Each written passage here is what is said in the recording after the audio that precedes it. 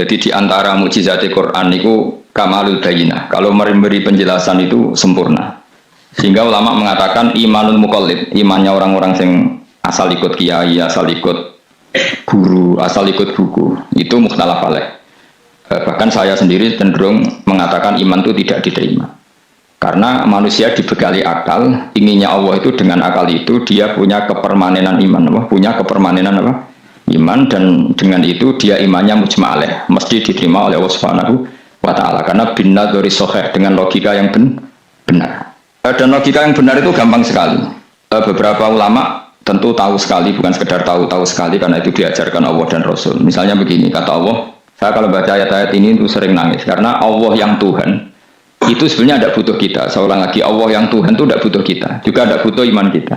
Tapi Allah ingin hambanya itu berakal ya, karena agama itu liqaumi yaqilun, sehingga berpikirnya benar. Misalnya gini kata Allah.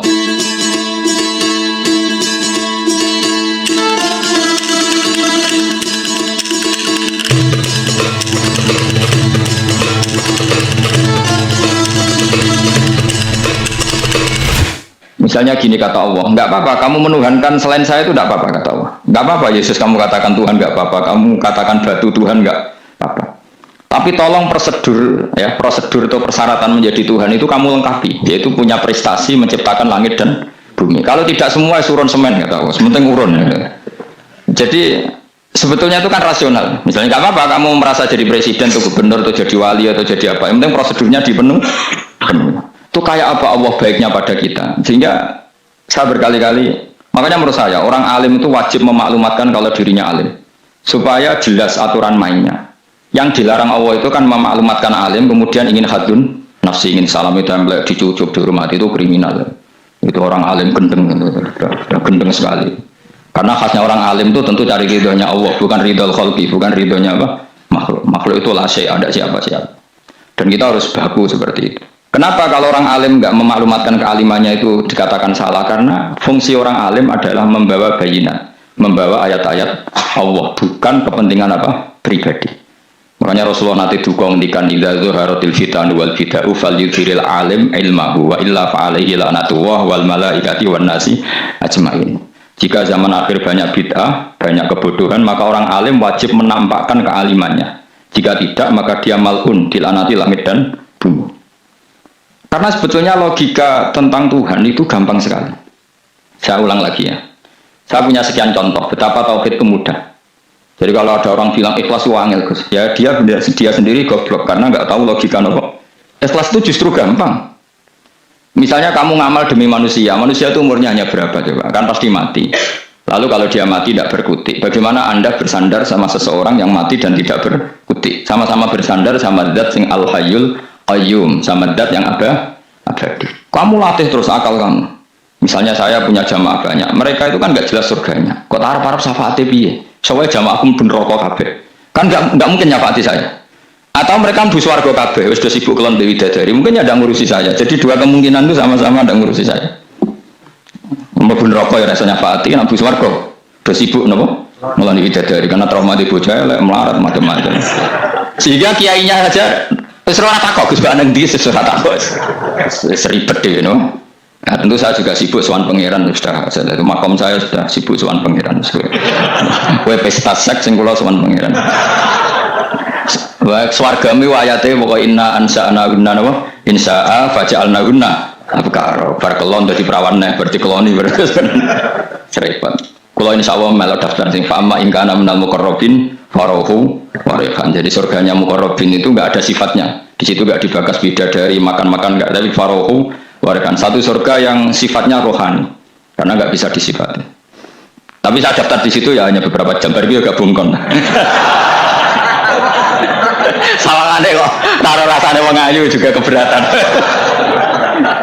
Ya tapi saya tentu punya dua kelas, punya kartu premium dan ekonomi. Saya tidak tertarik lah daftar yang premium dok, nanti repot apa. Saya itu sering nangis kalau baca ayat seperti ini. Bagaimana Allah yang Tuhan kemudian tidak butuh Bapa, tapi Allah saking baiknya itu membuat tatanan logika kita. Saya tidak akan bosan-bosan sampai sowan Allah. Bahkan andaikan saya masuk surga dengan faham ini, saya milih faham ini karena faham ini itu menguntungkan agama li'ilai kalimah dillah. Sementara masuk surga itu hadun nafsi. Banyak ulama mengatakan Kenapa Anda tidak ingin mati? Padahal Anda mati masuk surga. Katanya, saya takut kehilangan momen sujud. Karena sujud adalah hak Allah, sementara surga itu hakun nafsi, keinginan saya. Tentu saya mendahulukan hak Allah ala hakin nafsi. Itu makam-makam yang, dan itu nggak bisa kamu copy paste. Orang yang pada kelasnya akan merasakan seperti itu. Dan kamu tidak perlu minat, malah paham. Jadi sudah, dengar saja, dengar saja. Nah, begini misalnya, saya berkali-kali bilang, kenapa ulama dulu, saya ini kan di Sarang juga ngajar tauhid, dulu saya ngajar kubrul yakiniyat, di beberapa madrasah, termasuk di Sidogiri saya juga ngajar tauhid. Di sini saya ngajar tafsir, tapi yang saya titikkan juga tauhid. Begini, saya hidup di dunia ini, terutama saya memang ingin menerangkan tauhid, sebagaimana Allah menerangkan. Begini, Jubair bin Mut'im, saya tidak bosan-bosan cerita ini. Jubair bin Mut'im itu termasuk Dahiyatul Arab, cerdas-cerdasnya orang Arab.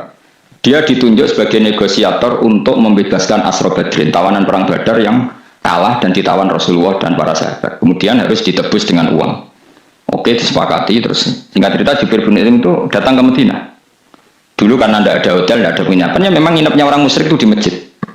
Ya sehingga itu lazim saja. Kamu tidak usah jadi liberal kemudian bilang musyrik boleh di masjid, tidak perlu seperti itu. Kamu juga tidak perlu goblok mengatakan nggak ada ceritanya orang musyrik ngidam di masjid, karena ya ada tarikhnya seperti itu. Jadi tidak perlu goblok, ya nggak perlu liberal. Paham ya? Kalau kamu bilang wah, orang musyrik oleh ngidam di masjid, kamu liberal. Padahal konteksnya dulu memang nggak ada hotel. Tapi kalau bilang nggak sama sekali juga goblok, karena sejarahnya pernah ada. Milih nanti goblok apa liberal? Apa milih jelas? Nggak milih aja ngaco. 01, 02, apa 00? Milih mana? Goblok, liberal, nggak milih. Nah, ketika Jubair bin Mut'im itu datang, delalah Nabi itu sholat maghrib ngimami. Nabi baca surat Wattur wa kitabim mastur fi rabbim mansur wal baitil ma'mur. Kemudian di pertengahan surat At-Tur itu kan ada ayat yang menurut saya itu sangat bagus. Sehingga di kamar saya, di rumah saya itu tak figur ayat itu, bahwa kita harus dilatih berpikir. Kata Allah memulai argumentasinya, am khuliqu min ghairi syai'in. Apakah kejadian alam raya ini seisinya tentu diciptakan tanpa sebab? Misalnya begini, alam raya ini kata orang nihilisme atau komunis atau orang-orang paham nihilisme, itu kan dimulai dari ketiadaan. Logika ini kan goblok sekali. Berarti kalau alam ini kadung wujud, kamu kan tahu kan langit bumi sekarang kan wujud. Ya, langit bumi sekarang kan jelas wujud. Berarti logikanya adalah al-adamu yakhluqu makhlukon, sesuatu yang enggak ada menciptakan sesuatu yang itu kan aneh. Di mana-mana al-adam ketiadaan itu tidak mungkin yakhluqu syai'an atau yu'athiru syai'an. Di mana-mana ketiadaan itu tidak mungkin mengefeki sesuatu yang ada. Wong kamu sebut tidak ada itu berarti tidak mungkin bisa berbuat apa-apa, kan namanya tidak ada. Sekarang alam raya ini dimulai dari ketiadaan, terus kamu simpulkan sesuatu yang enggak ada menciptakan yang ada, itu gendeng apa enggak? Oh, gendeng sarap ya. Orang usah dipatahin wong gendeng, sebarno yang mau mati dewi. Jadi makanya Quran menanyakan mereka, am khuliqu min ghairi syai'in. Apa alam yang kadung wujud ini kemudian disebabkan oleh sesuatu yang tidak ada? Lalu kalau sesuatu yang ada pasti diwujudkan oleh yang ada. Nah, karena yang ada ini pencipta harus berstatus super. Nah, super ini oleh ulama disebut wajibil wujud. Maka Allah bersifat super, wujud yang paling prima, yang kausa prima. Karena pencipta tentu kelasnya harus di atas yang diciptakan. Makanya disebut, ulama dulu menyebut Allah itu apa? Wajibil wujud. Karena pencipta tentu lebih dahulu, maka harus disifati awal atau qadim, awal atau qadim. Kayak apa Allah mendidik kita? Am khuliqu min ghairi syai'in. Terus Allah bilang gini, ya gak apa-apa, yang menciptakan gak saya, gak apa-apa kata Allah. Tapi amhumul khaliqun, kamu saja yang menciptakan, gak apa-apa. Tapi syaratnya kalian juga harus merasa pernah ikut menciptakan langit bumi. Am khalaqus samawati wal ardh. Jadi, enggak apa-apa kamu merasa Tuhan, enggak apa-apa. Yang penting kamu merasa ikut nembok langit, ikut ngecor apa? Langit. Jadi pokoknya ikut bikin. Terus kata Allah, bala yukinun. Kamu tak suruh merasa menciptakan langit bumi, kamu juga enggak merasa iya. Memang ya mereka merasa enggak kan? Akhirnya Jubair bin Mut'im saking enggak kuatnya. Am khalaqus samawati wal ardh bala yukinun. Amin dahum khuzun. Sama Allah dibombardir seperti itu. Dia datangi Rasulullah, ya Muhammad, logika itu tidak meninggalkan akal saya. Matarok tali akli nasihan. Akal saya habis Muhammad. Saya iman saja. Saya tidak cukup punya logika untuk melawan argumentasi ayat yang kamu baca. Saya iman saja. Terus iman. Makanya kalau ada logika nihilisme bahwa sebelum alam ini adalah ketiadaan, lalu pertanyaannya bagaimana mungkin ketiadaan menciptakan yang ada? Di mana-mana ketiadaan itu la yu'athiru syai'an wa la yakhluqu syai'an. Jenenge wae tiada. Tiada itu ya enggak ada fungsinya, ya enggak ada efeknya, enggak ada prestasinya. Ya pokoknya namanya enggak ada ya enggak ada. Nah, ini penting saya utarakan. Terus di sini Allah mengulang lagi, nggak apa-apa yang lainnya kamu katakan Tuhan jadi mitra saya, nggak apa-apa. Tapi tolong kata Allah, aruni madza khalaqu minal ardi, tunjukkan ke kami prestasi dia ikut bikin bumi. Kita tahu misalnya Yesus, Isa lahir di bumi. Bumi sama Yesus dulu mana? Dulu bumi, dia lahirnya di bumi. Lalu dia melata di bumi, jalan-jalan. Kemudian dia mengatakan ini bumi Tuhannya saya. Jadi bumi kok enak, bisa aku sih. Tua aku sih, bodoh-bodoh pangeran aku dong. Lebih apa? Tua. Jadi Allah itu gampang sekali. Nah sekarang orang iman itu kuat semua. Makanya ada wali-wali. Imani be Allah taklid, jaluke aneh-aneh. Yuk bojo ayu sugih jabatan. Bela Allah secara hujah aja nggak pernah, sudah minta. Makanya kita ini hidup di zaman saraf massal. Loh kalau njaluk pangeran akeh-akeh kuwi isin, coba kamu bela Tuhan tuh pernah bela apa? Bela Tuhan tuh gampang dengan argumentasi al-hujjah yang supaya agama ini tamkin fil ard, bener-bener mapan dalam logika. Yaitu tadi di mana-mana yang namanya sebab itu amrun wujudiyun, di mana-mana sebab itu sesuatunya harus wujud. Paling tidak kita sudah menolak nihilisme. Apa? Nah, nihilisme. Lah wujud karena wujud awal harus berstatus prima. Lah prima itu dalam bahasa ulama disebut wajibil wujud. Makanya ulama dulu ngelatih kita itu pertama Allah itu siapa? Zat sing wajibil wujud. Itu satu filosofi yang luar biasa. Nah, kemudian setelah itu ada setan-setan kecil yang nganggur, yang iseng. Nah itu nggak usah kamu perhatikan. Tinggal delok TV, ngopi, terus tinggal nyatek lata. Enggak saya tamak, pingsan deh. Syukur-syukur stres deh. Dugaan saya, setan saya gue pingsan, kurang gizi. Karena memang setelah itu setan gue udah gini. Lalu sebelum Allah jangan-jangan ada wujud yang lain. Lalu Allah sendiri awal mulanya gimana? Kata Nabi, jika ada pertanyaan seperti itu kamu harus berhenti. Tinggal delok TV atau tinggal delok dangdutan. Ya kalau kepeksa ya apa-apa, kelasem ya. Saya tidak menghalalkan tapi kan sudah kamu lakukan. Karena itu lebih baik ketimbang pertanyaan filsafat. Banyak orang yang dulu sholat ketika sekolah filsafat tidak sholat. Alasannya sampai menemukan jati diri itu Tuhan. Dan itu bahaya sekali karena Nabi berkali-kali bilang kamu jangan mikir tentang Allah pasti rusak. Orang kok mungkin rusak dari Nabi pasti rusak. Nah cara menghentikan gimana? Karena setan ini makhluk, akal-akalannya gampang. Tadi tak warai, saya sebagai ulama, atau sebagai manusia, atau sebagai orang awam, atau sebagai siapa saja, kadang ada pertanyaan seperti itu. Tak tinggal angling darmo, kan pusing setan, ini kan ngenteni. Weh, ngenteni baru angling darmo. Baru itu aku lesu mangan mie, baru mangan mie warat turu, kan dia ngenteni terus. Mau bikin was-was lagi, ternyata saya sibuk kan nggak bisa masuk deh. Bangun tidur aku selali pertanyaan tadi, tinteni. Nah, dia masuk lagi aku sibuk ngajak anak jalan-jalan. Jadi saya kalau jalan-jalan di pasar itu, wes ngenteni santai wae. Itu memang resep dari Rasulullah. Jangan sampai orang terjebak filsafat yang sampai menanyakan eksistensi Tuhan. Dan dia tidak mau iman, tidak mau sholat, tidak mau puasa sampai menemukan Tuhan itu siapa. Itu jelas minas syaitonir rajim, itu perilaku setan. Makanya Rasulullah setiap ditanya sahabat gitu itu Nabi guyu-guyu. Dan guyunya Nabi itu kata Nabi, baguslah kalau kamu takut Tuhan kalah kata Nabi. Nabi gojok gitu. Maka ada ulama yang punya seni berargumentasi yaitu Imam Ghazali. Jika setan tanya kamu, lalu sebelum Allah jangan-jangan ada wujud yang sebelum Allah. Kata Imam Ghazali, ya itu saja yang Tuhan. Yang Allah ini nggak jadi Tuhan. Ya berarti wujud sebelum Allah itu yang benar-benar Allah. Kalau kamu bayangkan lagi, jangan-jangan sebelum itu ada wujud lagi. Ya itu saja yang benar-benar Allah. Sehingga tetap Allah itu menang terus. Paham ya? Yang jelas jangan sampai didahului Adam. Karena kalau didahului Adam lebih ngeri lagi. Karena sesuatu yang nggak ada menciptakan yang ada itu lebih buruk lagi menurut akal. Menurut akal. Nah, daripada kamu nggak salim Imam Ghazali, tinggal saja dulu. Tadi dulu sinetron, itu yang lucu aja. Tidak sih lucu-lucu. Dulu apa mencari Tuhan. Saya aneh-aneh, saya mau goblok-goblok, saya lucu-lucu. Saya perane wong apa? Saya sering diproses saya. Gus Salim jenengan kok sering dulu sinetron, sing ono dialog kok goblok-goblok. Wong goblok itu menarik cara kula. Apa ya? Cara pandang itu di luar dugaan saya karena lalu berkali-kali loh kalah wong goblok.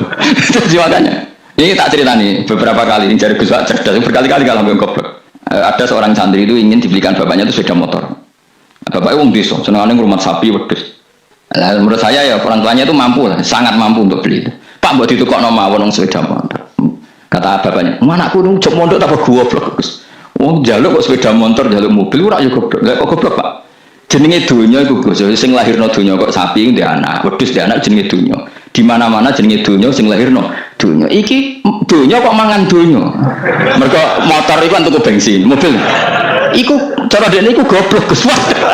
Berarti kabeh kiai goblok perkarane tuku donya sing Ngentekno dunya. Cara dene dunya iku sing lahirno dunya. Kok pinter iki. Untungnya saya ini ulama ya, ahli tafsir ya malu. Saya kalah itu ya malu. Tapi saya sebagai orang objektif fair, itu teori benar apa? Jadi dunia itu ya sing lahirno dunia kok mangan dunia itu goblok. Untungnya dia dengan saya itu jaraknya 5 kilo 7 kilo karena titik. Lala dia diterkon sepeda motor, tapi tetap mau kalah. Pak, nanti jalan kaki saja. Karena kalau pakai motor ini kegoblokan kata saya.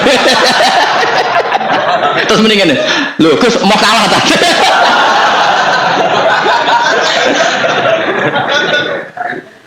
Pak Kadek. Singkat cerita dia bersikeras nggak mau beliin sepeda motor anaknya karena di mana-mana dunia itu sing lahir no dunia nggak boleh dunia kok mangan. Nah, ini satu kegoblokan yang agak ilmiah tadi.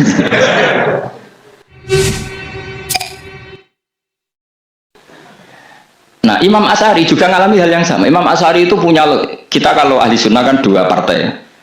Ya, dalam ahli sunnah itu hanya ada 2 partai juga. Kalau nggak Asy'ari ya Maturidi. Ya, dan sama-sama alim. Ya kalau terpaut ya paling 5%, 7%. Kealimannya Asy'ari dan Maturidi. Imam Asy'ari itu bikin logika yang jelimet seperti saya sekarang ini. Logikanya jelimet, tapi permanen. Jadi yang saya ajarkan tadi itu logika yang jelimet tapi apa? Permanen. Karena tadi alam raya ini kadung wujud. Kalau kadung wujud pasti pewujudnya yang menciptakan wujud pasti adalah kewujudan. Karena al-adam la yu'athiru syai'an. Di mana-mana kenihilan tidak yu'athiru syai'an. Ya sepakat ya, gampang kan? Tentu wujud ini prima disebut wajibil wujud. Lalu Imam Asy'ari itu bersikeras. Kalau imanul muqallid itu tidak diterima. Terus banyak keberatan ulama, tapi Nabi nyatanya yaktafi bi imanil a'rab al-khalina anin nadur. Nabi nyatanya mencukupkan imannya orang-orang Bedui yang mereka itu kayaknya tidak bisa mikir. Ya, Nabi yaktafi bi imanil a'rab itu wong desa al-khalina anin nadur yang mereka itu tidak bisa apa? Berpikir. Ingat cerita Imam Asy'ari survei. Coba ayo kita tanya orang-orang kampung. Ternyata kegoblokan orang kampung itu ya ilmiah, masyhur itu. Imam Asy'ari saja harus belajar dari orang awam, orang goblok-goblok. Kita kok ingin ya Badawi bima araf tarubak. Kowe kok iman be Allah itu bima araf tarubak. Lalu kamu tahu Tuhan kamu atas nama apa? Dengan logika apa? Jawabnya enak. Al-ba'ratu tadullu 'alal ba'ir wa atharul aqdam yadullu 'alal masir. Angger ana tletong ya ana ontane. Angger ana bekas delamaane wong ya ana sing bar liwat. Jadi misalnya ada bekas teracak anjing, berarti anjing habis liwat. Ada bekas apa ular ya berarti ular harus liwat. Ada bekas tercak manusia ya berarti manusia habis liwat. La wa hadzal alam atharun min athari qudratillah. Alam iki bekas mesti ana sing gawe. Jadi Mas Ari pinter juga mesti logikane gak jelimet tapi agar ana tletong ana sapine. Ana teracake wong berarti ora sing bar liwat. Dia ngomong gampang wa atharul aqdam ya dulu alal masir. Nah, terus Imam Asy'ari habis itu ngendikan, ya sudahlah dengan logika apa saja. Meskipun karena zori hadal arabi sebagaimana cara berpikir Bedui ini, sementing ada nalar. Apa ada? Ada nalar. Ya nalar apa saja. Misalnya orang ahli matematika mungkin bilang angka dimulai dari 1. 0 itu akal-akalane Khawarizm. Mereka ini kebingungan nulis 10. Tapi tetap angka itu dimulai dari 1. Kalau misalnya 1 untuk mecah kesulitan ya harus dimulai 0,1. Tidak bisa 0 tok. Jadi 0 dulu itu untuk mematahkan kalau jumlah itu tidak sampai 1. Tapi faktanya jumlah itu kan pasti 1 karena dimulai dari wajibil wujud.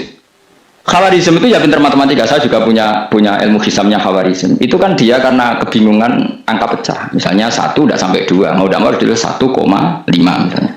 Paham ya? Lalu kalau sebelum 1 tetap dia harus 0,5. Lalu hakikat 0,5 itu kan bagian dari wujud apa bagian dari Adam? Tetap bagian dari wujud. Jadi 0,5 itu kan khayal kuliah. Tawari ya. Mungkin saya ada ahli matematika ala wong kampus, tapi saya tahu kan ala Islam itu lebih gampang. Misalnya gini, sesuatu itu kadung kamu putuskan itu satuannya 1. Tentu ketika separuh kamu katakan baru separuh. Tapi sebetulnya ketika satuan itu kamu katakan 10, yang separuh itu sudah 5. Itu kan terserah sing bagi, no? Terserah sing bagi. Ya iya, misalnya 1 juta, 5 nya artinya apa coba? 500.000 kan? Sekarang kalau 100.000, 5 nya jadi berapa? 50. Kalau 1,5 jadi. Nah itu kan terserah satuannya apa? Tapi tetap dari 0,5 itu tetap menunjuk sesuatu yang wujud. Yaitu 5-nya sebetulnya apa? 5 yang separuh tadi. Paham sih maksud? Tetap nggak bisa sesuatu dimulai dari apa? 0. Nah, makanya kata Abdul Hamid Khan kalau dalam mendidik tauhid itu gampang saja tadi. Alam raya ini kadung maujud. Kalau kadung maujud pasti disebabkan oleh sesuatu yang wujud. Karena wujud pencipta harus berstatus prima. Lah prima ini atau premium ini kita sifati wajibil wujud. Atau kamu katakan apalah kausa prima atau musabbibul asbab. Nah kelirunya kita dalam berislam itu, kritiknya para ulama, kita ini nyebut Allah dulu baru menceritakan status Allah. Kalau zaman Nabi itu dibalik. Status wajibil wujud itu kita terangkan dulu, baru yang oleh Islam itu namanya Allah. Paham ya? Kan beda, misalnya gini logikanya gini, kamu ketemu orang ateis. Saya ulang lagi, kamu ketemu orang ateis, terus kamu ditanya, lalu alam ini yang menciptakan siapa? Allah Jalla Jalaluhu. Mesti kan tanya, man huwa Allah itu siapa? Kalau dulu Islam mengajarkan nggak gitu. Surat pertama turun apa coba?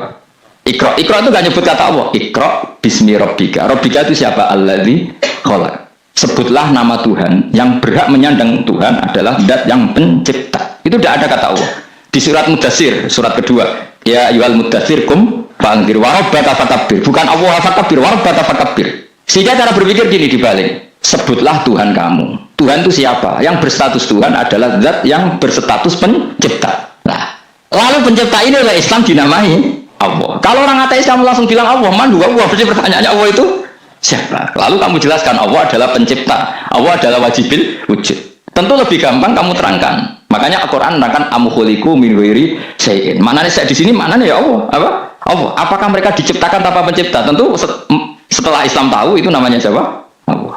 Paham ya? Kalau balik malih. Jadi sebetulnya Quran itu ngajari kita itu ilmu mantik yang luar biasa. Misalnya ya Yuhanna su'budu siapa? Rabbakumul ladzi khalaqakum walladzina min qablikum. Sembahlah Tuhan. Tuhan itu siapa? Pencipta kamu dan pencipta orang-orang sebelum kamu. Lalu Tuhan ini oleh Islam dinamai.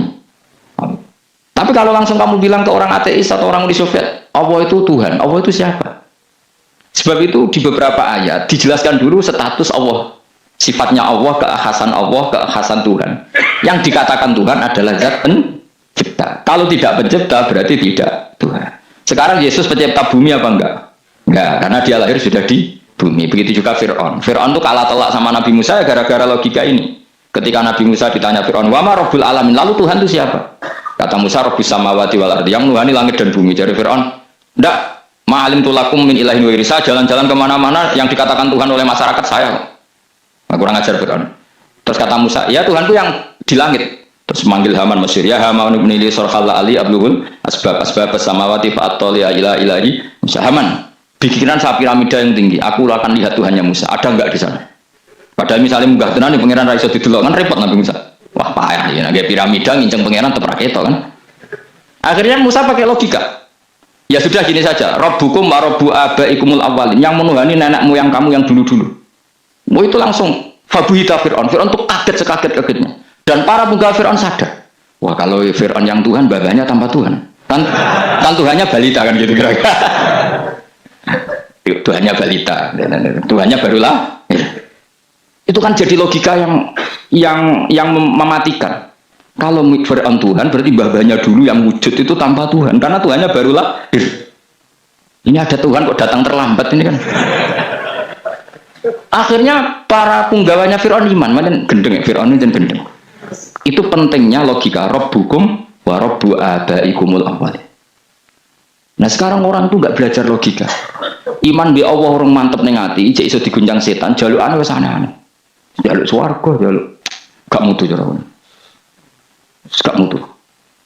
Makanya banyak wali kalau ditanya, kamu masuk surga sama sholat milih mana? Milih sholat. Kenapa milih sholat? Di surga itu demi hadun nafsi saya, pola-poya saya. Tapi kalau saya sholat itu untuk hakku. Saya sebagai hamba, identitas kesejatian saya adalah menghamba. Soal nanti Allah bikin bonus surga silahkan. Maka sebenarnya masuk surga itu ada urutannya. Sebagai orang alim saya urutannya adalah berkampanye sesering-seringnya, membuat logika supaya orang mudah ke Allah dan Rasul. Makanya di Quran tuh gak ada orang disuruh masuk surga dulu itu ya Tuhan nafsul mutmainnah irji'i ila rabbiki. Kamu kembali ke Tuhan kamu dulu. Bahwa kamu makhluk yang butuh Tuhan. Fadkhuli fi ibadi. Kamu masuklah berstatus hamba dulu. Kesetatusan Anda sebagai hamba ini matangkan dulu. Bahwa saya ini hamba. Dibuktikan dengan suka sujud, suka ngamal, suka sedekah, suka tawadhu. Saya sebagai orang alim sebenarnya gak suka mulang. Karena takut.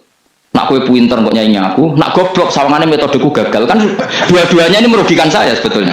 Saya ulang lagi ya, nak kue pinter kayak nyanyi aku, kan ya mungkin juga senajan orang mau hal mungkin, sanggup aja orang mungkin. Pemenang nak sing di kan ya, biasanya kasut di. Mau itu sebenarnya rugi semua, tapi Allah yang memerintahkan hak wong alim kudu mulang. Perhitungan itu tak buang semua.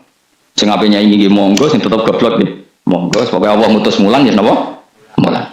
Meskipun tadi potensinya itu dua-duanya buruk, sing alimnya ini. Kemudian nak mubalek terus didol ilmu Quran atau royalti tambah parah lagi. Nah aku nggak pakai logika ikhlas, pakai logika selesai semua. Disuruh Allah ya sudah. Seorang lagi, makanya saya minta ya, surat Tur itu dibaca. Makanya baca Quran itu jangan terlalu egois, jaluk swarga. Statusnya dulu itu fadkhuli fi ibadi, kehambaan Anda posisikan yang mantap. Lagi wadkhuli jannati. Sekarang enggak, dibalik orang ini masuk surga dulu. Kayak surga di kapling. Terawih arang-arang gue jaluk Lailatul Qadar. Lailatul Qadar wis kliwan. Wingi wis Dzulhijjah wingi ngene Pak. Sebagian ulama berpendapat Lailatul Qadar itu fi kulli sanatin. Apa fi kulli? Karena Lailatul Qadar berdasar nuzul Quran, dan nuzul Quran itu bisa saja hari Arafah, bisa hari apa. Ada ulama mengatakan Ramadan, tapi bisa tanggal 1. Nah, kamu kan pemalas, ikut yang partai 21, 23, karena kan wis akhir-akhir kan wis enteng. Sebenarnya Anda milih 21 berdasar ilmu apa berdasar enak anak terbatas waktunya kan? Kan lebih sempit, apa? Lebih apa? Sempit. Ya saya ulang lagi ya. Jadi Allah kalau mengajarkan hujah itu gampang sekali ya. Tadi amkhuliku min ghairi syai'in. Enggak apa-apa saya ada Tuhan kata Allah, tapi kamu harus punya logika. Alam raya ini diciptakan tanpa pencipta.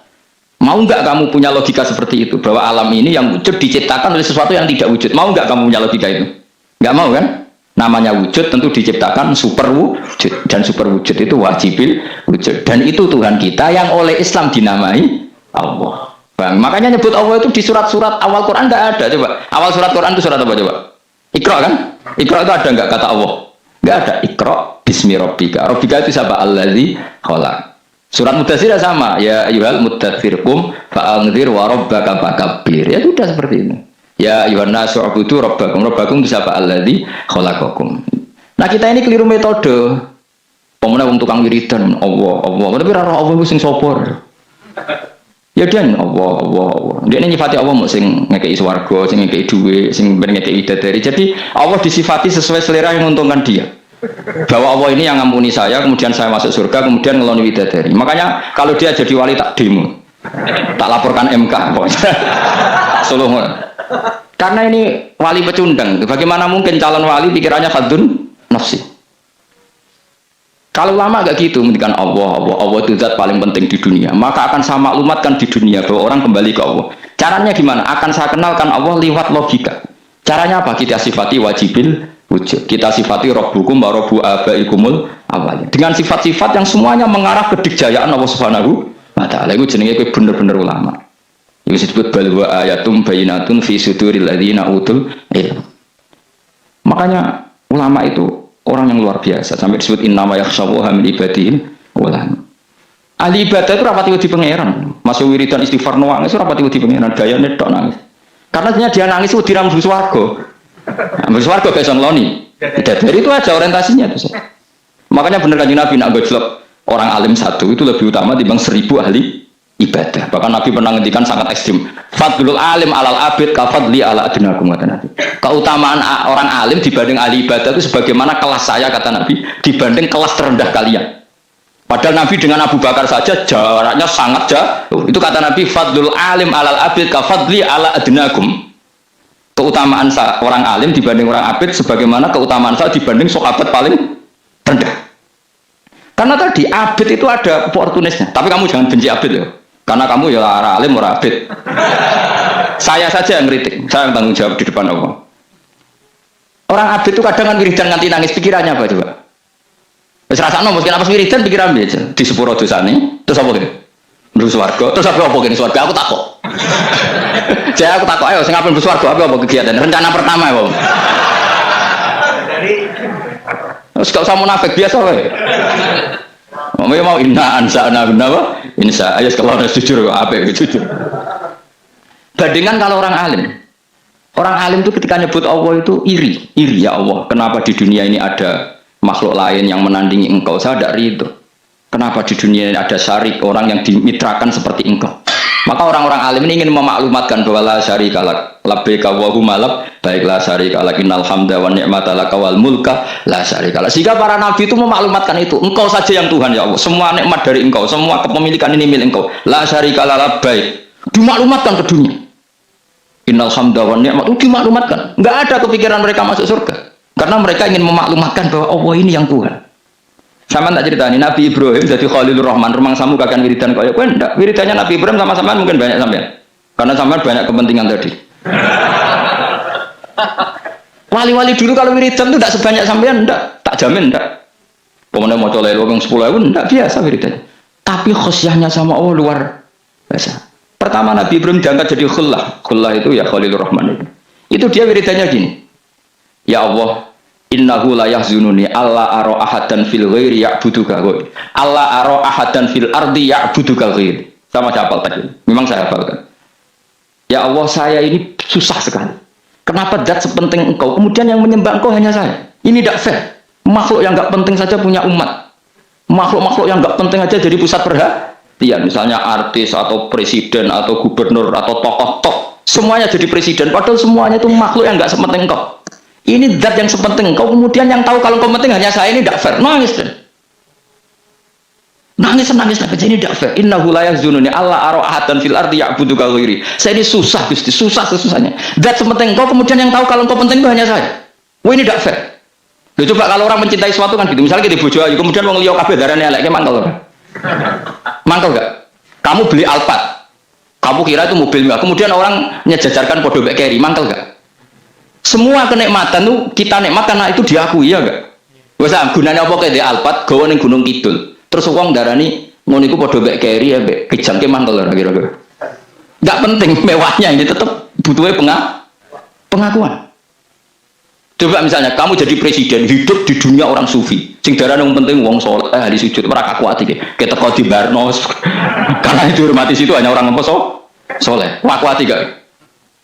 Mau kaku ati kan? Atau aku jadi artis top teko ning daerah Gunung Kidul wong desa-desa terus diundang lek. Oh mangkel kan? Le bayang dong.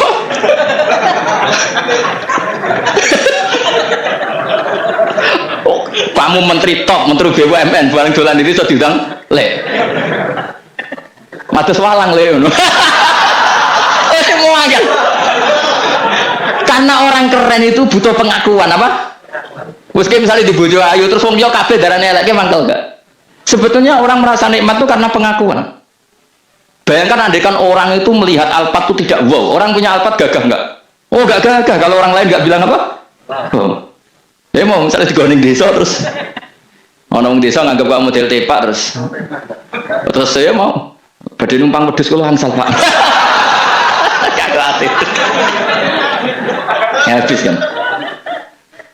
Makanya branded itu harus dimaklumatkan. Nah itu bayangkan Nabi Ibrahim. Zaman itu ada Raja Namrud yang dipuja-puja, ada orang kaya dipuja-puja. Kemudian engkau yang Tuhan, pemilik langit bumi, nggak ada muja-muja engkau, ini tidak fair ya Allah. Nangis.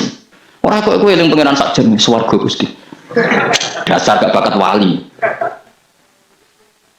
Terus saya itu pernah kangen Nabi Ibrahim itu sampai nangis dan itu saya tidak berdoa. Semua yang terkait Nabi Ibrahim itu saya baca. Mulai surat Quran, tafsir tentang Ibrahim. Dan sampai saya di Kudiro, di Tadirawa pernah ziarah ke makamnya Nabi Ibrahim. Itu saya hampir gak pernah doa. Saya isek. Ya karena tadi.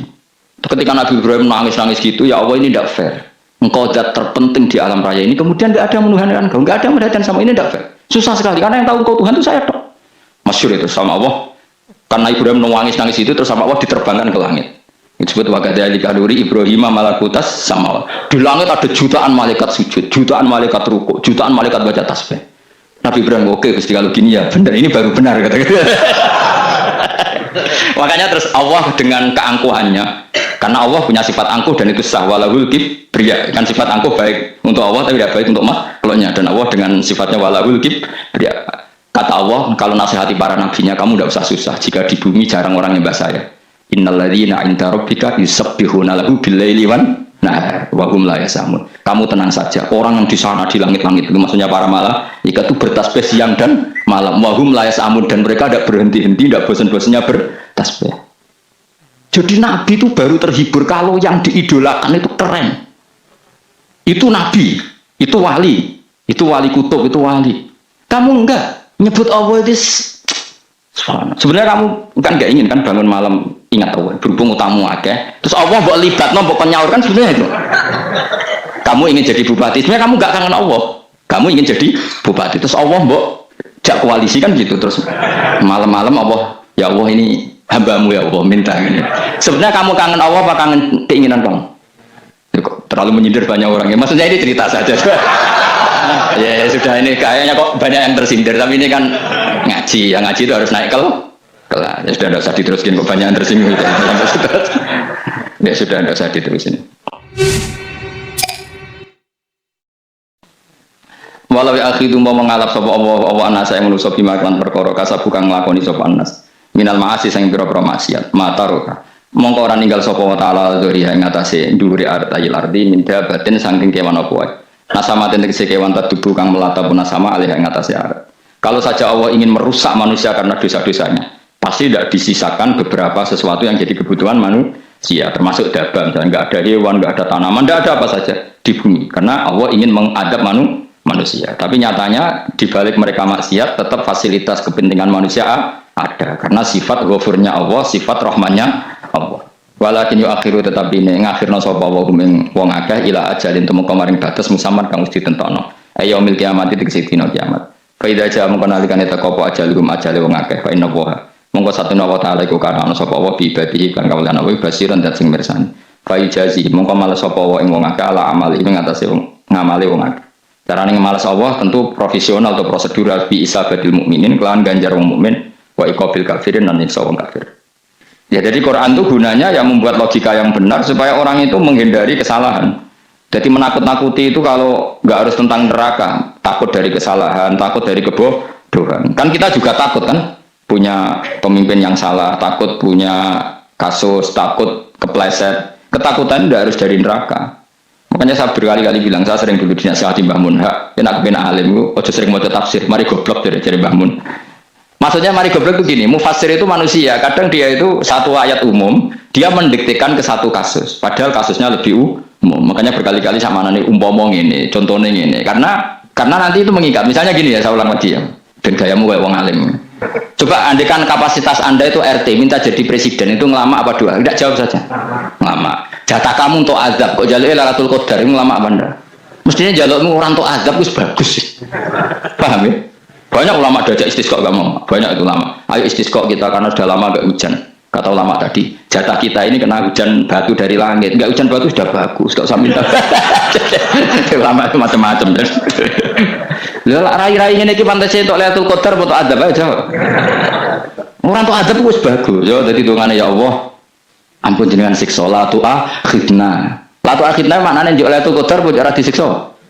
Ya makam kita itu masih Rabbana la tu akhirna. Iku supaya gak disiksa innasina waktu kalau kita salah. Kowe kan gak kalau. Wah sudah salah. Jadi donga innasina waktu sange apikane pangeran wae ditambahin kalau kita salah. Kalau kita kan sudah ada kalau lagi sudah. Sudah jelas salah berkali-kali lagi. Mbok wong diisin. Yo lak jaluk Lailatul Qadar gak diisin. Tapi oleh pangeran apian, pangeran kan tapi misalnya pengiran ora aku luwe apian timbang aku. Jadi sowe disahno permintaan. Tapi gak dikabulno. Mau disahno tapi ora usah disahno iku iman jalin dan goblok piye meneh kowe macam-macam. Makanya doa paling fair itu ya Rabbana dzalamna anfusana wa lam taghfir lana wa tarhamna lanakunanna. Makom kita itu disepuro pangeran. Sing bener donga traweh-traweh lho ning Tuban ning Jogja bener apa innaka afuwun karim tuhibbul afwa fa'fu anna. Ora ana guru-guru kita donga ya Allah anilna lailatul qadar ya Allah ka ora sarahku iki kita ana ngajarno ngono ya Allah innaka afuwun karim tuhibbul afwa fa'fu anna. Jenengan kandat sing kathah nyepurane lan seneng nyepuro impun jenengan sepuro iku bagus sudah bagus. Lailatul qadar kira-kira untuk srengenge terus delok angin. Angger angin daerah Gunung Kidul banter terus anak-anak. Boy wong tahu diri, maksud kula dia tetap minta Lailatul Qadar tapi tahu diri. Misalnya suwe bersedekah, poso salat 1000 rakaat terus utang mesti sahur, ambek sepuro togo-togo sing mbok dolimi jaluki sepuro. Pas kowe tenan mergo wis ngrasa ora dolim, nduk Lailatul Qadar. Tapi kira ngrasa ora dolim wis ujug sombong. Wong sombong ora berhak meraih. Nah, terus piye Gus? Ya biasa wae, biasa. Makam kita ora kena adab itu sudah luar biasa. Ora penuh adab piye. Wis ngene iki luar biasa, no? Luar. Mbon nang ngandel kula. Mesti ngene iki keadaan seperti ini terus. Soale dongane wae Rabbana la tu'akhidna bin nasina wa akhtana. Itu sudah luar biasa. Nah, ini kan teruskan dawuh Mbak Mun. Misalnya Allah bilang gini, fattaku, maka takutlah kamu. Biasanya mufasir ditambahi minan nar, maka takutlah kamu masuk. Sebetulnya yang perlu dihindari dari kita takut itu, takut salah, takut bodoh, takut tergolimi, takut mendolimi orang lain, takut hidup tidak ada gunanya. Tapi mufasir tentu milih yang populer. Takutlah kamu dari api neraka. Coba misalnya gini, kita nanti masuk surga. Kemudian zaman di dunia kita tidak pernah berkampanye ya atau berkontribusi untuk agama Allah. Cara saya itu izin. Kata Imam Malik, saya masuk surga. Kemudian orang yang mencintai saya masuk surga itu saya malu. Rasulullah juga gitu. Saya sebagai pemimpin umat, saya malu masuk surga. Dan satu dari umat saya masih masuk neraka. Jadi lama dulu tuh ketakutannya bukan sekedar masuk neraka, takut malu, takut bodoh, takut keliru, takut. Saya misalnya nanti masuk surga itu malu, dengan saya tidak pernah ngajar tafsir Jalalain. Malu saya. Karena katanya Allah, hak kenapa pun swarga? Terus diberi swarga. Tapi kalau pernah baca tafsir Jalalain kan anak keren ya. Keren artinya saya pernah mengkampanyakan Quran, pernah mengkhidmati Quran, pernah ngitmai kitab engkau ya Allah, saya pernah ngitmai umatnya Rasulullah, yaitu sampean kabeh, pernah mulang, pernah sowan. Biasa tiap bulan sowan jenengan gak sopan tapi. Mulane kira usah bales sowan rono malah ganggu aneh-aneh. Kadang santri yo pidol, wis diulang cek sowan orang tuh kiai kalau sudah di rumah tuh milik keluarga biar fair. Bermulang cek assalamualaikum terus kiai ini kagok keluargane ku kapan? Mbok mikir bocah ora karo-karuan. Jadi senang ya di ilmu ini, senang ya di ilmu. Saya ulang lagi ya. Nah, kata yang ditafsir itu sering tidak mengikat. Makanya kata Bangun, baca tafsir itu dikurangi. Maksudnya dikurangi itu bukan apa-apa. Maksudnya tadi kalimat yang ditafsir itu tidak mengikat. Yang mengikat itu yang kalimat di Quran. Nah, kalimat Quran itu umum, kenapa? Misalnya gini, Allah halo gini. Ikdilu, kamu harus berbuat adil. Lalu adil itu misalnya mufasir menafsir. Adil itu menyamakan di antara dua orang konflik. Misalnya di MK 01 dan 02 dianggap sama, itu namanya adil. Itu kan dawai mufasir. Atau misalnya gini, Allah bilang gini ke saya, hak kan ada di kiai sing adil. Terus adil ditafsiri orang, adil itu menyamakan sesama murid, haknya sama. Nah, tapi bisa saja adil itu di luar itu semua. Misalnya gini, ternyata adil menurut Allah gini, adil maknanya seimbang, apa? Adil itu maknanya apa? Seimbang. Lalu keseimbangan seorang hamba adalah dia ingat Allah lebih banyak. Karena ini bandul yang benar-benar nyata. Allah itu nikmatnya nyata. Sehingga ketika saya sebagai orang alim, ingat saya alim itu karena Allah. Dikasih ilmu Allah, dikasih cerdas Allah, dikasih semuanya dari Allah. Sehingga saya itu tidak merasa kumuluhur pada kalian. Karena semua ini dari Allah. Kemudian Allah sendiri yang memerintahkan, ya, kamu harus mengajar. Maka saya ada harap-harap salam template sampeyan, penghormatan sampeyan, apresiasi sampeyan. Karena saya hubungannya hanya dengan Allah Subhanahu. Itu namanya adil, meletakkan sesuatu proporsional. Itu juga adil. Makanya seseorang itu nggak bisa dikatakan abid selagi belum tahu kalau ibadahnya minallah. Jadi misalnya ke ibadah tok, ternyata kamu yakin itu ibadah kamu, amal kamu itu belum abid. Abid hakikat adalah alhamdulillah alladzi hadana li hada wa ma kunna linahtadiya laula an hadana. Ketika kita sujud yakin ya Allah alhamdulillah jenengan menakdir saya sujud. Saya sholat alhamdulillah engkau menakdir saya sholat. Sehingga minallah dulu, pikiran itu semua kebesaran kemendahan ini minallah dulu. Baru setelah minallah kita yakin billah. Setelah billah juga yakin ilallah. Misalnya gini ilallah. Setelah saya ngajar tafsir Jalalain, kepentingan saya satu. Hamba-hambanya Allah menjadi tambah mencintai Allah. Tidak mencintai saya, enggak penting sama mencintai saya. Makanya Imam Syafi'i tiap ngajar bilang begini. Waditu annal khalqa ta'allamu hadal ilma wala yahmadunani. Saya senang kalau kalian belajar fikih sama saya, tapi kamu tidak usah muji saya. Jadikan fikih ini alat taqarrub kamu kepada Allah. Itu namanya minallah wa ilallah. Itu adil. Tapi adil yang dijelaskan ulama beda-beda tadi. Ada mengatakan adil adalah proporsional antara murid, antara keluarga dan murid. Meskipun kamu senang mulang, jangan merantarkan keluarga, itu tidak adil. Itu kan versi, no? Maksudnya Mbak Mun, kamu jangan terjebak versi-versi dalam tafsir. Paham ya? Karena Allah hanya ngendikan i'dilu wa aqrabu. Paham ya? Tapi kan penjelasan adil ini orang versi. Paham ya? Ada yang nulis adil adalah meskipun mimpin masyarakat ya ingat keluarga. Karena sing tukang wayo nafsirin adil adalah karena laki tidak cukup istri satu maka nah itu kan juga repot kan. Tapi kalau kadung kadung istrinya 3 atau 4. Adil adalah harinya sama meskipun janda dan perawan. Dari sing lanang gak adil adalah proporsional. Sing wis suwi dikumpuli dikurangi. Yang baru ya mungkin kabeh enggak kalau nuruti. Mungkin enggak? Ya, tapi itu kan versi, kenapa? Maka kata Mbak Mun itu memang saya itu merasakan, saya sebagai mufasir merasakan memang saya kan sering baca Jalalain beda dengan tafsir Munir, nanti beda dengan tafsir Qurtubi. Saya beri contoh misalnya. Dan kamu pasti salah jawab ini. Kalau kamu benar berarti alim tenan. Wa idza darabtum fil ardi falaysa 'alaikum junahun an taqsuru minas shalah. Orang kalau pergi itu boleh enggak ngosor salat? Enggak, jawab saja. Boleh kan? Ngosor salat itu apa? Misalnya salat asar 4 jadi berapa? 2. Kalau isya jadi 2. Kalau subuh? Enggak, sudah maju lah. Maghrib? Enggak, kan yang bisa dikosor hanya berapa? Yang rubaiyah, yang apa? Berarti kamu yakin? Antak suruh minas sholat artinya 4 jadi 2, yakin? Enggak, jawab saja. Yakin. Nah itu termasuk orang pinter ya. Berarti ilmu lagi sak trip. Ya? Sebetulnya kata Imam Qurtubi enggak. Ayat itu kan hanya bilang gini, kalau kamu bepergian maka kamu boleh menyendak sholat. Qasru itu memotong.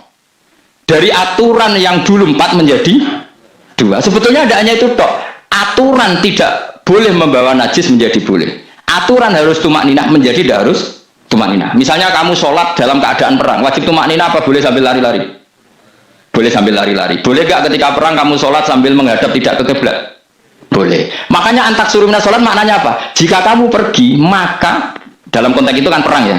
Ayat itu memang konteksnya perang. In khiftum ayyaftinakumul ladina kafar. Jika kamu dalam keadaan perang maka boleh memangkas apa yang pernah wajib dalam aturan sholat. Paham ya? 4 menjadi 2. Keharusan menghadap kiblat menjadi tidak wajib. Membawa najis sholat sah enggak? Enggak kan? Tapi kalau dalam perang kemudian pedang kamu ada najisnya boleh dibawa enggak? Boleh. Jadi maknanya tak suruh a'ammu min ayakuna qasra sholat wa a'ammu min ayakuna wajibati sholat yang sekarang enggak wajib. Semua itu namanya juga meringkas kewajiban.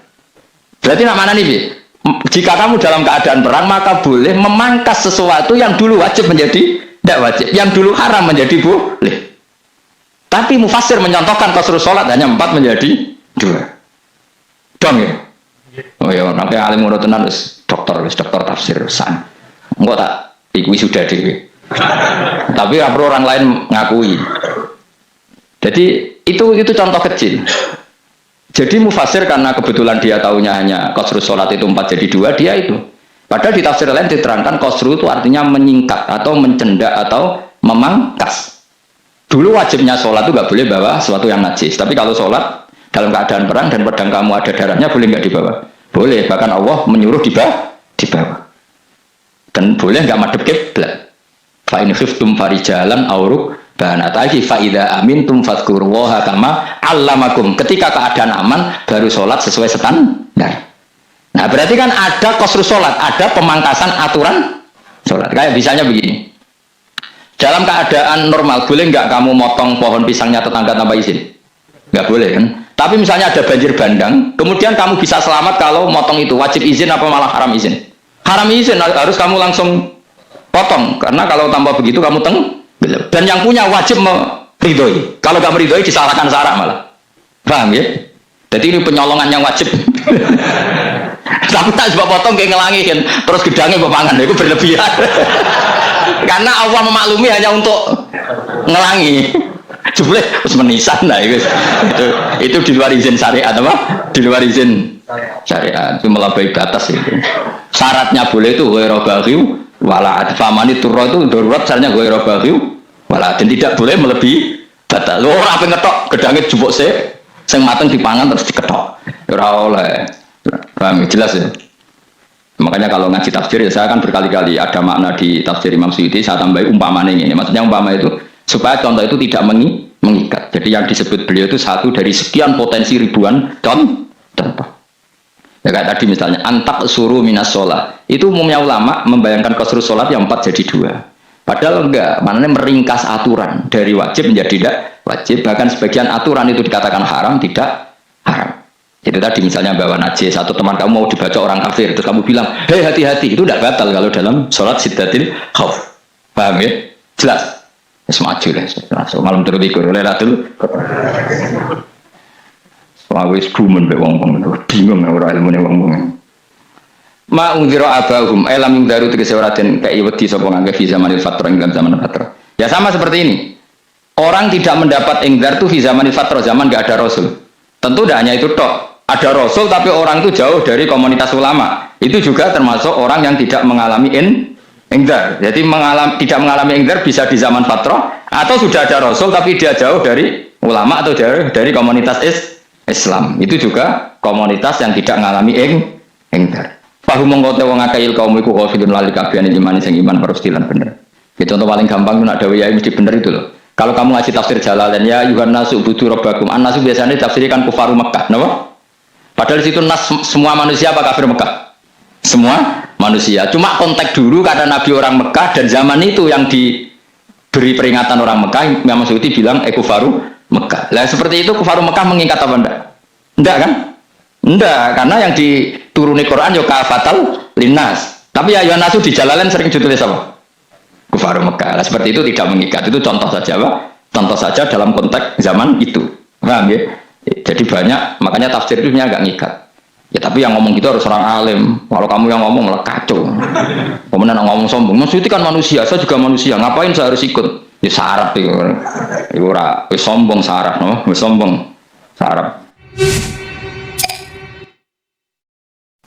Lakot hakko teman-teman fahum, lakot hakko teman-teman nyata pal kau luar potita, wajib wajib mana nyata alaksarim, yang atas yang akeh wangke biladar. Lakot hakko teman-teman jadi nyata pal kau luar potita anane adab, wajib apa adab alaksarim biladar, fahum mengkote wong akeh layu minun orang iman sopong akeh, alaksaru tegese udah akeh wong ora iman, zaman iku mas, ya maksudnya zaman iku, tapi jengben dibuatin ngerti, tapi mungkin batu Isa itu semua orang iman, tapi ya banyak yang setelah iman itu tidak bermanfaat lagi karena wis napa matahari terbit dari napa barat hinala yang fa'u nafsan iman wa lam takun amanat min qabl inna sa'atam ing sunu jala ing sun fi anabihim ing dalam gulu-gulune wong akeh tak gawe akhlalan ing blenggu biayu doma kamran biantu doma kamran ento dhewe kumpulno ilaha maring anak apa di tangan bianal gol karon sak meneh wil iku yajma'u iso ngumpul apa wil al yada ing tangan ya unuk maring geger maring napa gulu-guri lho jenenge unuk wong Arab nak darani kene ku unuk nak darani kene ku nakher. Ya cari wong Arab, ya kene iki uno, kene iki nakar. Lah gulu nu ngeten tangan ditakok teng napa? Napa? Gulu. Napa jenenge jenenge? Cidok niku cidok niku. Sing guri-guri. Kaya mengkote tangan ila iki kumasmatun ting kupono ila atkoni maring dagu. Niki lho jenenge dagu. Jam udakonin waya mustama ulahyan. Kumpule dua dagu atau dua wang nek cumanan. Bahu mengkote wong akeh mukmahuna iku dadi bunder sapa wong akeh. Manane rafuna ngangkat wong akeh usaha ing sirahe wong akeh. Lastatiuna ora iso mampu sapa ngake khodoha ing ngendekno rukus. Meneh dhewe maksudé wae ta iki mutamsilun mau bayangan, mau tamsil gambaran. Mulane kula gumun be ulama riyen. Tak contohno ya, nek ulama dhisik utop, wong dhisik nak darani bun neraka digludungno. Wong kafir iso ben digludungno ning neraka. Iku ya pancen ngalim tenan wong dhisik. Mergo gambarane ngene, ora usah praktekno sampean, praktekno saiki wae. Nak praktekno sampean kaya sampean mlebu neraka. Dadi ngeten wong nak lungguh kene, wong Arab nak darani iki ason-ason. Terus ngeten. Ngeten, niki kan, niki jenenge dengkul, dengkul itu kena dagu, terus tangan kena cidok, jadi uang itu dalam keadaan bunder, paham ya? Lah malane malaikat karek nyaduk terus gluduk-gluduk ngono, paham ya? Jadi mereka itu, kenapa? Dengkul nempel dagu, paham ya? Tangan nempel cidok, terus ditaleni, paham ya? Terus ya karek gluduk, malane ukuran adanya bunder rokok itu. Benar, oke bayang lo saiki sebenarnya rasa agak sama lebu maksudnya, paham ya? Malah Nabi Melayu serai iso, wes posisi ngono, paham ya? Sebenarnya rasa delok, maksudnya praktek lo saiki, menang delok ya. Lah Dawi Imam Suyuti wal muradu tekang den kersane iku anagum sak temne wong akeh la anu nek ora tunduk sapa wong akeh imani maring iman. Wala faduna nek ora tunduk sapa wong akeh ora ndilukno ruusau ing sira wong akeh lalu krana iman. Iki tapi Dawi Imam Suyuti. Tentu tidak semua ulama sependapat. Jadi cara Imam Suyuti semua yang dikatakan Quran ini mau tamsil, artinya mereka tidak tunduk, maknanya tidak menerima iman. Ya, tapi itu cara Imam Suyuti. Ulama lain yang mengatakan tidak, memang orang kafir ketika masuk neraka dalam keadaan seperti itu dan digeludung. Ya tidak apa-apa sama-sama benar. Ya sama-sama benar karena ya Quran itu milik bareng, milik bersama. Jadi kan banyak kalimat kayak tadi mengkosor sholat, meringkas sholat. 4 jadi 2 yang meringkas, paham ya? Dari aturan ketat menjadi agak longgar juga meringkas. Jadi semuanya namanya memotong apa? Memotong dari 4 menjadi 2 ya memotong, paham ya? Dari aturan wajib menjadi tidak wajib juga memotong. Nah, itu kan sama-sama benar. Lihat nanti konteksnya. Wajah analan gaya sapa ingsun mimpeni aidim sanging ngarepe wong akeh sadan ing tutup. Min khalfim sanging gurine wong akeh sadan ing tutup. Fathisin sadan wa dumiha lan dumai sin sudan fil maudhi'an dalam panggonan loro. Faksena mongko ngekeki gelap ingsun ing wong akeh, mongko te wong akeh lan sirun lan ningali sapa wong akeh. Tamsilun ya contohnya edon disat diturukil iman maring ketutupe dalam iman alih ngatasi kufar. Nah, cara maksudnya kabeh iki mau tamsil. Dadi ngene.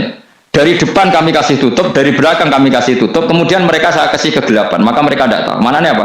Dari arah depan yang mereka nggak ngerti pentingnya iman, dari arah belakang yang mereka nggak ngerti pentingnya iman, maka mereka buta, artinya tidak iman. Itu dari Imam Suyuti. Tamsilun ini hanya perumpamaan lisat diturukil iman, yaitu tertutupnya jalan-jalan iman.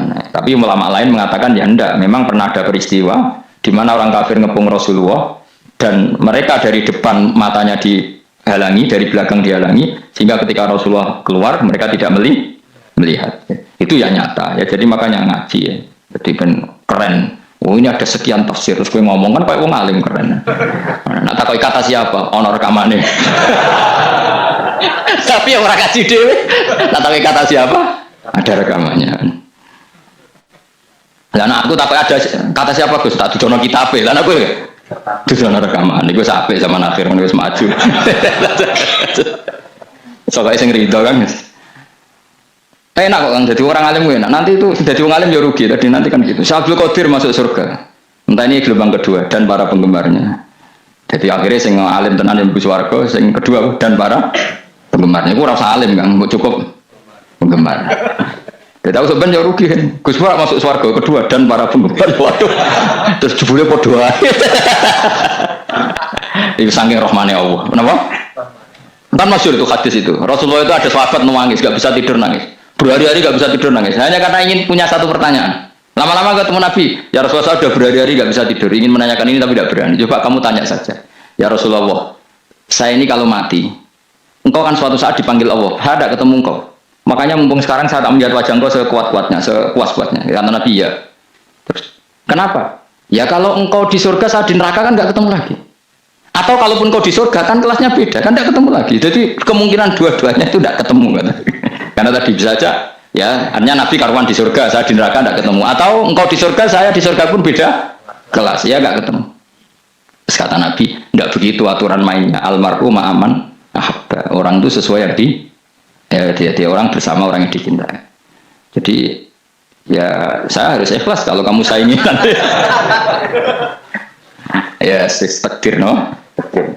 Pasawan yang bodoh kali mengatasi mengakai angker tahu itu ngekei peringatan sirah gumi mengakai tapi film zaten angker tak. Baik dari saniyati alifan angker tak mata sili ala nasil hamzah. Baik itu kali alifan wakon alif dan musahalan dan hamzah sing kita sil waktu krolan jawa terkilan tinggal itu kal. Amnam tunggirum. Wong rais bakat kafir. Buk eling no tiara buk eling no tetap layu minun ragelem iman. Lah sing iman itu sopo inama tunggiru mesti ngeling no siro. Maksudnya yang fa'u tegese manfaat itu yang garuka peringatan siro. Peringatanmu manfaat man ing wong ittaba'at manganut sapa man atiqra ing Quran tegese Quran. Wa khasyiyan lan wedi sapa man ar-Rahman ing Allah Rahman bil ghaibi padahal ora roh pangeran. Ya khofa tegese wedi sapa ing Allah toh walam yara ora ningali sapa wong ing Allah. Nane bil ghaibi apa? Takut Allah dalam keadaan toh dia tidak melihat Allah lang. Mereka tak tafsiri bil ghaibi barang gaib ning Indonesia terjemahannya hantu. Melihat alam gaib itu maknanya apa dalam bahasa Indonesia? Hantu. Maknanya bil ghaibi rata terjemah apa? Ya namanya ini wakosya alam di sopong ar-Rahman yang wasiroman bilwebi padahal dia roh langsung ya orang usah diterjemah ya terjemah itu barang goib malah repot babasiru mongkongnya ke berita gembira siro iman bimaghfiratin kelawan pengempuranan wa ajrin dan ganjaran karimin yang terhormat. Orang yang seperti itu yang ikuti Quran dan takut Allah itu layak mendapat maghfirah wa ajrin karim wa ta'ala juru karim wal jannatu swarga. Inna satu ingsun wa nahnu ya ingsun iku nuhyi uripna ingsun al mauta ing sing mati libasi krana nafas. Wanat tubulan nulis ingsun fil lauhil mahfud ma ing apa wae kodam kang nglakoni sapa ngake fi hayatihim. Di lauh mahfud apa yang pernah kamu lakukan ditulis min khairin kaapian wasari dan kaelean li jazau supaya diwales sapa ngake alih ing atase iki. Wa atharahum lan yo tak tulis bekas-bekas kelakuanem. Matek saya perkara ustuna kang digawe sunah apa bima badum sak sapa ngake. Jadi perilaku kamu ditulis setelah kamu mati ya masih ditulis yaitu bekas-bekas sunnah kamu yang pernah kamu lakukan. Jadi misalnya kayak kok penemu judi, selama ada orang judi ya kamu dapat, paham ya? Paham ya? Loro gak ya? Makanya ulama ngendikan dulu tubalil amwat, tubaliman mata wa matat ma'ahu dzunubu. Bejo wong mati kemudian dosa-dosane melok mati pisan. Maknanya dia mati dalam keadaan tidak pernah melahirkan sunnah keburukan, paham ya? Tapi bejo wong sing mati kemudian dia meninggalkan sunnah kebaikan yang diikuti terus. Kok sampean ini lo bener? Gak paham jalannya lah, gue jalan kalau turun ngaji. Sehingga sebenarnya anak gak paham lah ya gue. Lo kok gue jalan itu bisa bapak paham lah ya gue. Itu sudah bagus. Apa? Bagus. Berarti pokoknya anut anak ya anut. Pokoknya keren, pokoknya keren sama itu keren. Jadi nanti sebenarnya anak tuku jalan tak kok ya kok tuku jalan? Bisa bapak aku nih lemari itu no jalan. Lah tapi bisa bapak paham ya orang ya paham betul. Gue stop, stop. Jelas ya itu anak tuh rumah kodamu. Makanya sisa-sisa amal kita, bekas-bekas amal kita semuanya adalah ditulis oleh Allah Subhanahu wa taala. Mane kula kepengin jenengan nate syukuran, pisan-pisan nate syukuran. Pertama anak kita bisa sholat. Guling-gilingan banyak orang syukuran perkara ulang tahun. Kenapa pertama anak kita bisa sholat, kita tidak pernah apa? Syukuran. Padahal sholat itu yang menjadi identitas anak kita, kehambaannya ila yaumil kiamah. Mbok yo orang itu gitu. Sehingga nanti anak kita tuh senang sekali. Itu saya itu kalau agak marah, itu anak saya yang paling kecil, baru umur 6 tahun. Itu tahu-tahu bilang, "Pak, saya sudah sholat." Karena dia tahu, saya itu paling terhibur kalau ada berita sudah sholat. Jadi itu penting, supaya orang itu tahu orientasinya bapak itu sholat. Jadi jangan sampai terus anak kita kalau ulang tahun syukuran, tapi pas sholat kita dingin-dingin saja. Lama-lama anak kita berperasaan sholat itu tidak penting. Buktinya apresiasi bapak biasa saja. Itu contoh kecil. Sehingga nanti tertanam, anak kamu tertanam, nanti cucu kamu tertanam. Jadi itu namanya asar, apa? Asar. Jadi harus seperti itu. Jadi ya itu namanya asar. Makanya Nabi Ibrahim nggak berani minta uang sama Allah, minta rezeki nggak berani. Tapi kalau dia menyebut sholat dulu baru berani. Rabbana liyuqimus sholat faj'al afidatam minan nas tahwi ilaihim warzuqhum, kata Ibrahim, supaya mereka kuat sholat ya Allah. Nggak apa-apa kamu kasih makan, supaya kuat sholat. Karena kalau Nabi Ibrahim hanya berdoa, ya Allah kasih mereka makan. Nah jika zina, gue demenan, gue judi. Nabi Ibrahim melok dosa. Makanya dimulai Rabbana liyuqimus sholat, supaya mereka kuat sholat ya Allah. Enggak apa-apa mereka kasih makan. Jadi supaya ini sholat jadi pokok. Kenapa kita makan? Supaya kuat sholat. Andai kan Ibrahim hanya berdoa supaya kasih makan mereka. Kemudian kekuatan itu dipakai maksiat. Ibrahim kan ikut dosa. Itu sirinya kenapa doanya Rabbana liyuqimus sholat ya. Jadi kata liyuqimus sholat didahulukan apa? Supaya mereka kuat sholat. Maka kasihlah makan, kasihlah rezeki. Jadi supaya sholat jadi pusat orientasi. Itu harus dilatih. Ya tentu kamu ngelatihnya sidik-sidik. Wong anak sopo kan gitu. Tapi ini kan cerita aja. Maksudnya orangnya biasa lah. Maksudnya biasa lah. Maksudnya aku mau cerita. Kue gelo ya monggo. Terus mutung ra ngaji ya monggo. Gampang. Kue ra ngaji, aku boleh murid kok kue gampang. Kue boleh guru kok aku kangelan. Ya maksudnya sing gelem ngalah teko ini kan. Oh liane larang nyewane. Wa asarum. Lan bekas-bekasnya mereka. Makanya ketika Ahmad bin Hambal itu ahli hadis karena selagi riwayatnya dia dipakai orang tahu Rasulullah itu karena ahli hadis. Bener yang paling hebat tentu qala Rasulullah. Tapi apa artinya qala Rasulullah kalau nggak diriwayatkan ulama dari ulama sampai kita? Tapi apa artinya sampai kita nak gak ono sing ngalahi maca ngene iki. Mburohno maca ngene. Paham nggih?